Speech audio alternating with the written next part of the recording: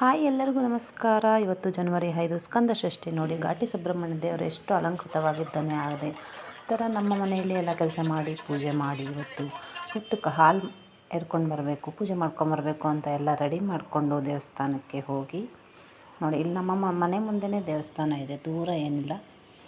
ಒಂದು 4 ಹೆಜ್ಜೆ ಹಾಕಿದ್ರೆ ಅಲ್ಲೇ ದೇವಸ್ಥಾನ ಬರುತ್ತೆ. ದೇವಸ್ಥಾನ ಹೋಗಿ ಅಲ್ಲಿ ದೇವಸ್ಥಾನದಲ್ಲಿ ದೇವ್ರನ್ನೆಲ್ಲ ತೋರಿಸ್ತೇನೆ ನೋಡಿ.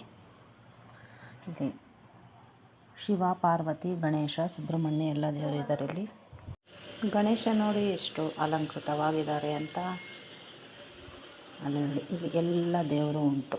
ಇದು ಆಂಡಳಮ್ಮ, ಶ್ರೀಕೃಷ್ಣ, ಶಿವ, ಪಾರ್ವತಿ.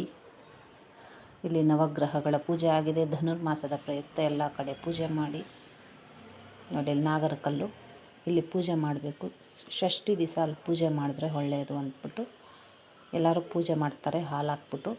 ಸೊ ನಾನು ಹೋಗಿ ಅಲ್ಲಿ ಪೂಜೆ ಎಲ್ಲ ಮುಗಿಸಿ ಆರತಿ ಮಾಡಿ ಹುತ್ತಕ್ಕೆ. ನಿನ್ನೆ ನಮ್ಮ ಮನೆ ಹತ್ರ ಹಾವು ಬೇರೆ ಕಾಣಿಸ್ತು.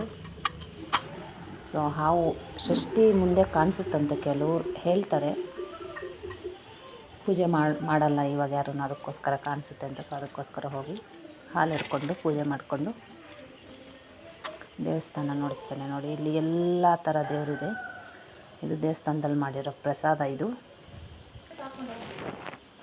ಇಲ್ಲಿ ನೋಡಿ, ನಮ್ಮ ಮನೆಯಲ್ಲಾಗಿರೋ ಪೂಜೆ ಇದು. ಪ್ರಸಾದ ತಗೊಂಡು ಪೊಂಗಲ್ ಮಾಡಿದರು. ಥ್ಯಾಂಕ್ ಯು, ಧನ್ಯವಾದಗಳು.